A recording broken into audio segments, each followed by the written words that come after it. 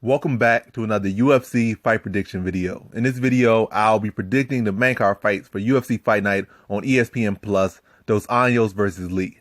But before I get into the main card fight predictions, I wanted to announce that I'll be doing yet another $20 contest.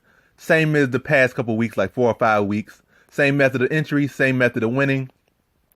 So pretty much same old as far as the past 4 or 5 weeks. And if you want to learn about that, then just check the description below. It'll be right below the timestamps. And you could just check it, read it. It'll be in English. Just read that. And I know to start it all, it just starts with subscribing. Like subscribing is the biggest thing part of it. So subscribe. Check the comment section, because I'll probably leave maybe an example of that, what you got to post in the comment section to give yourself a chance of winning. But really, just subscribe, check the description, and that's the biggest part of winning the contest. So subscribe. It all starts with subscribing, and after that, everything else is easy, and you'll have the same option to win every single week. But it all starts with subscribing. So if you subscribe, you can participate every single week, and it's free. So just subscribe, participate. It's free. You lose nothing, but you could gain $20 every week. And you're just that good. You can win probably every week and get $20 every week. But yeah, just subscribe. Look at the description.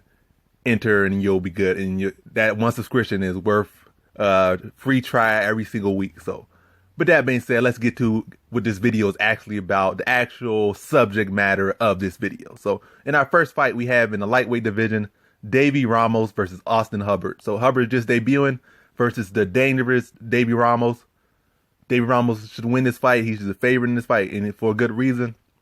But Hubbard does present a good deal to him. Well, not a good deal, but like some interest around him, a good opportunities for him. I think this fight, it might just seem like a solid fighter versus a debuting guy, but stylistic wise, they put this matchup together for a good reason. It's a good test for Ramos, and it's a good test for Hubbard as well. You got Ramos, who's a short, compact, buff, jiu-jitsu guy with a lot of power and good jiu-jitsu, but they're putting him against a guy like Austin Hubbard, who has pretty decent grappling of his own. He's physically big. He's to fight at welterweight, and he has cardio, and he's durable. So they're pretty much saying, can this small compact guy who might not have the best cardio, may or may not have the best cardio, we haven't really seen his cardio just yet, or weakness in his cardio just yet, or cardio issues with Ramos yet. But typically these small compact guys don't do well when their cardio is drained, or when they don't have the best cardio. So this kind of fight, you got a guy like Hubbard who trains at high altitude. He's big, he's physical, and young, and maybe we could take Ramos out of those first couple rounds and give him a hard fight. Maybe he gets gassed, and see how he looks when he's gassed and in a tough fight. So that's kind of why they bring Hubbard in against this style matchup. So really it's based on like what they're kind of saying, like, will Ramos come out there and just dominate and get him out of there? Or will he be able to, if he can't get the finish, will he still be able to beat him? Or will Hubbard be able to take Ramos out of those first couple rounds, drain him, and then wear him out? And Hubbard's a solid fighter. I think he's got solid wrestling, solid striking. I just think he needs to pretty much clean up all his technique. He's a solid fighter. He's more than capable of being UFC caliber, or he is UFC caliber. So this guy do some more fine tuning, and he'll be a beast. But right now, I just think it's a little bit too big of a step up. And I think Ramos' submission game just on a whole different level from him. I think Hubbard's style, where like some of his tendencies, like where he built back straight up, allows for Ramos to get takedowns, allow Ramos to land big shots. I do think Austin Hubbard probably overall the better striker. Grappling wise, Ramos is clearly the better grappler. But like I said, the UFC experience, that tendency of backing up will allow the grappler and Ramos to get him down, be able to work on him on the ground. I think it's going to be a tough competitive fight, because Hubbard sure is a tough guy. He can take some big shots. He's always good at rallying in fights. But I think Ramos will be able to take him down, wear him out. And Ramos will be the best grappler he has ever faced inside his MMA career. So take him down, wear him out. It's going to be tough to get him out in that first round, but I think in that second round, once he sees what he did in the first round, he's going to be able to get him out in the second round. So in this fight, I have Ramos via second round submission. Now on to our next fight we have in the lightweight division, the end of a trilogy, Charles Olivera versus Nick Lentz. So these two have fought each other twice before. Both times Charles Olivera won, even though the first fight was turned into a no contest. The second fight pretty much played out the same way as the first fight, except without the legal knee or the controversy, and Charles Olivera tapped Nick Lentz out once again. And look at this fight again. I mean, looking at the rematch, or what end of a trilogy, the rematch. I don't think much has changed between these two. Like, they both have evolved in a way, but in reality, between the two of them, nothing much has changed. Nick Lentz striking has got a little bit better, but still, he's not really the best striker. He's still kind of chinny. He certainly can wrestle. Certainly has that cardio. Well, his cardio kind of, I don't know if you hit him, his cardio is not as good. But if he's just purely just grinding, he has solid grind and cardio. But I don't think he can take damage the best. I think like when you look at in the previous fights with these guys, Nick Lentz might be the better wrestler, but I think overall, who's getting the better of these grappling situations? Charles Oliveira with submissions and reversal, and even a couple of takedowns of his own in the previous fights. It seemed like he's always gets the better of the grappling in the fight, even though Nick Lentz might have the grappling. And on his feet, Charles Oliveira chews Nick Lentz up. I think it's not too much, like I said, I don't think too much has changed between these two in these past, over these years. Like as far as, it is Nick Lentz striking got so much better, or his submission defense got so much better. I just think it's the same thing. And Nick Lentz barely won his last fight against Scott Halsman. Like, he just kind of grinded out, was getting rocked, and just had to hold on to a leg to just win the fight just based off his takedowns and control in the first 2 rounds, and kind of had to survive that 3rd round. And that's actually how he lost in the 3rd fight. He got dropped in the 1st round. 2nd round, he kind of rallied a little bit, maybe won the 2nd round. Then the 3rd round, he got chewed up, then gave up his neck and got guillotined. And that's, like I said, 3rd round, he was fading. I think probably similar in this fight, but I think Charles Oliveira is not going to play with him and get him out of here in the first, drop him in the 1st round. Like, he's going to try to go for a takedown to, hold on. And that's going to end up him getting put in the guillotine and tapped out once again by guillotine. So in this fight, I got Charles Oliveira via 1st round submission. Now on to our next fight, we have in the women's featherweight division, Megan Anderson versus Felicia Spencer. So Felicia Spencer is, I think, the Invicta champion, or was the Invicta champion, but now she's coming over to UFC. She's kind of short, chubby, and fat. Looked like a female Roy Nelson in ways, wearing a shirt, but you can still see her gut jiggle through her shirt. But too much information right there. You got Megan Anderson. I think she might have been a former Invicta champion. I'm not going to even look into that too much, but either way, she's in the UFC. Both of these women are in the UFC now. What they did in the past is in the past. This is the present. But they're both solid enough fighters. But I think Megan Anderson has evolved significantly in her short time in the UFC. I think her strength and conditioning got better. Her striking got significantly better. Her grappling, we really haven't seen too many improvements from that, but definitely her striking, her strength and conditioning, and like this is an overall MMA game, has kind of seen an uptick, like her mindset and all that stuff. Like you've seen that evolution. Her, whereas Felicia Spencer still seems kind of raw. She's gritty and grindy. Her striking is pretty sloppy. Her takedown is pretty sloppy, but when she gets on the top of you, she has pretty solid control, pretty solid work rate. But she's 5'6" versus 6 feet tall, basically Megan Anderson, giving up 6 feet of height. 6 inches of height. 6 feet would be crazy, but 6 inches of height with sloppy striking. I don't think nowhere a way to gain Anderson's respect on the feet to get to takedowns. Her takedown entries aren't the best to begin with, so it's going to be hard to get in on those takedowns. But I think if she can find a way to get her down, this fight certainly tosses up. But like I said, giving up that much height and no real way of entering, besides, sloppy stuff might work on smaller, shorter fighters. Because you're going to have to get in through Megan Anderson. Megan Anderson's striking has increased significantly.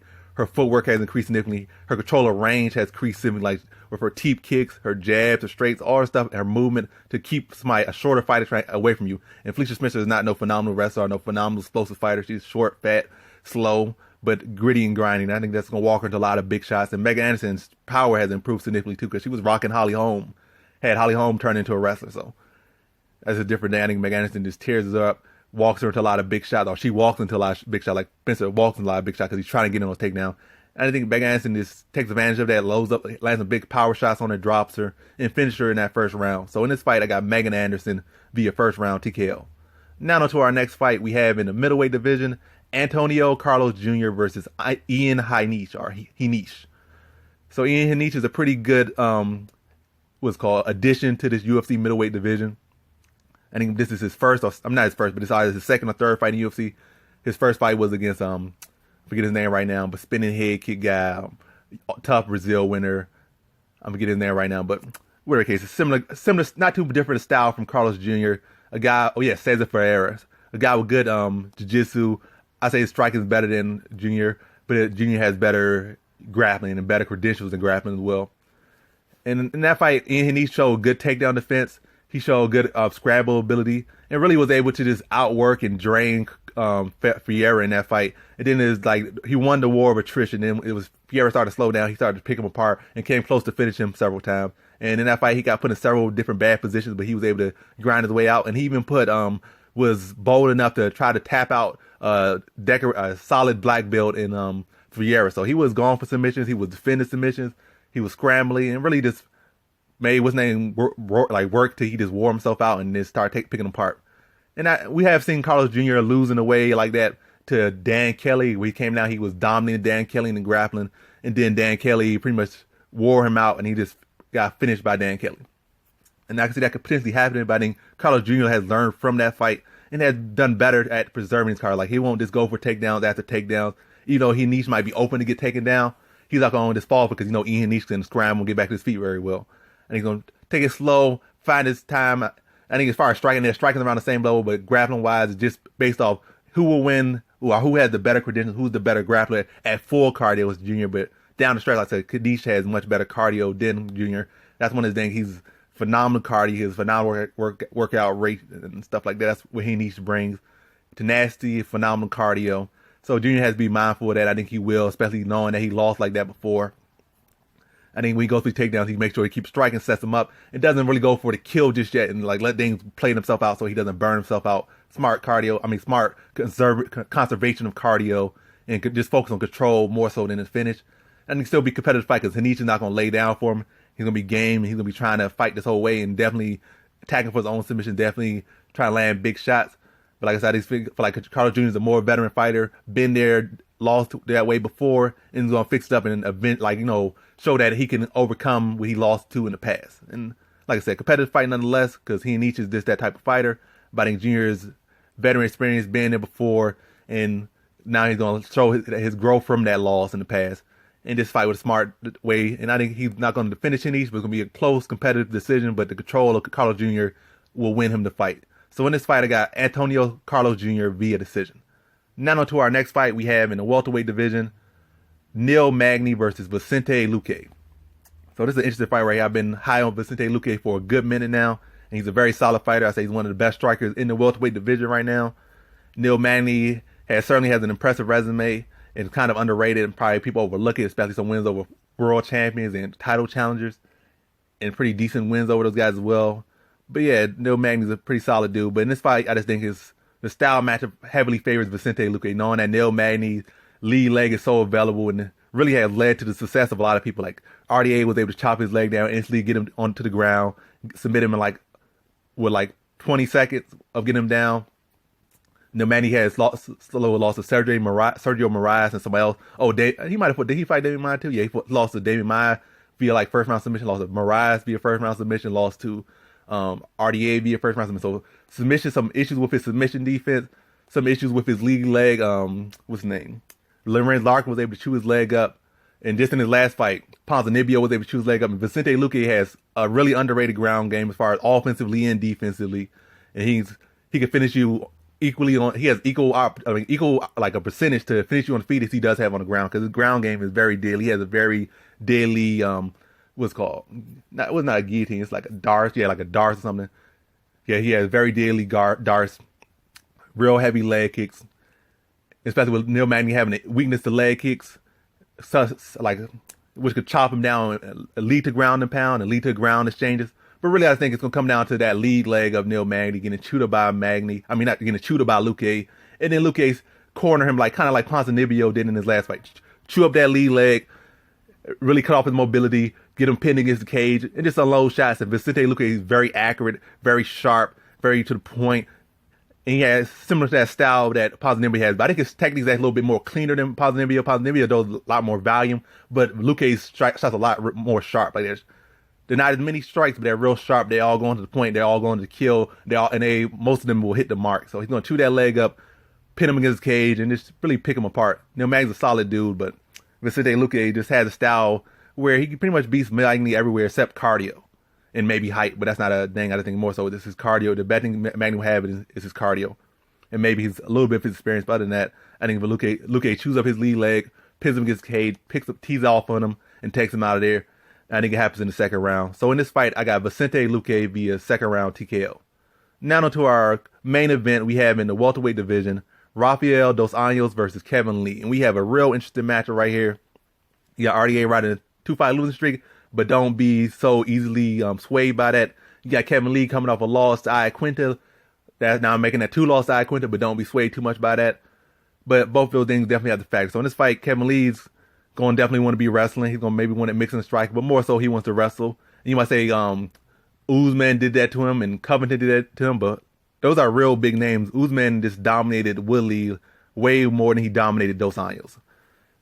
Covington in this fight against Dos Anjos, it was, even though Covington dominated most of that fight, and years before that fight even happened, I was like, Covington's going to destroy RDA, when most people like, RDA is going to beat him so bad, like, cause like, that was one of the fights years back that I was saying, like, man, RDA is going to get destroyed by Covington.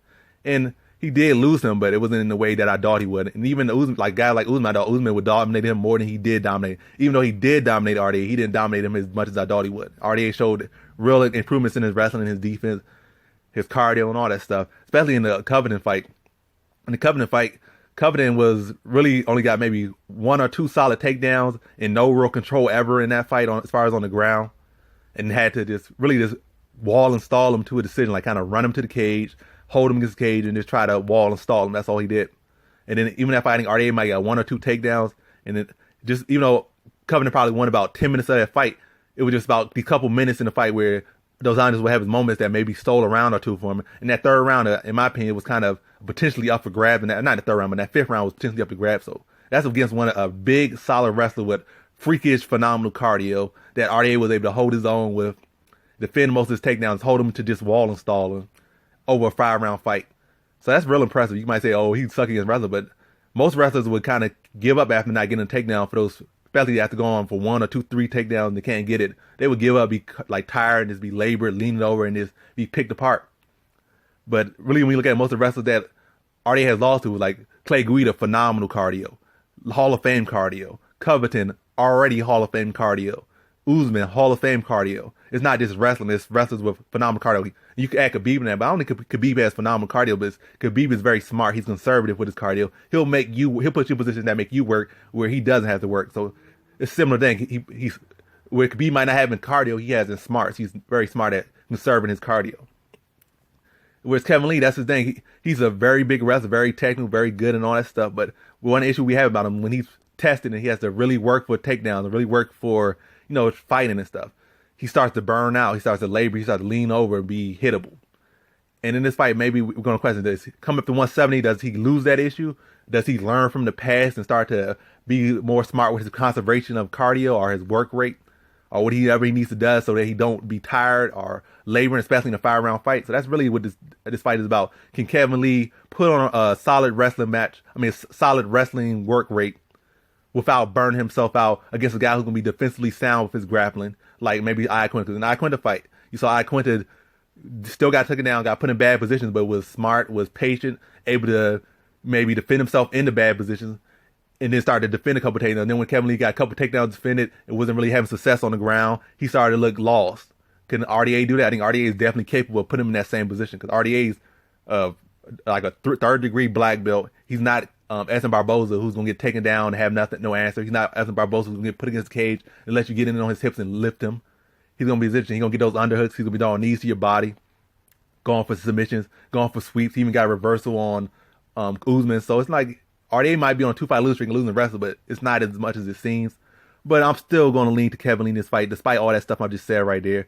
It's just like still going riding too scared to the wrestlers. It's just kind of this. You just kind of got to follow the blueprint or follow with the history a little bit with that. I think Kevin Lee coming up, he's going to be bigger and stronger than he was at 155. He's probably going to have more time instead of trying to cut weight to focus on his technique. So he's probably be cleaner with his technique, a little bit faster, a little bit sharper.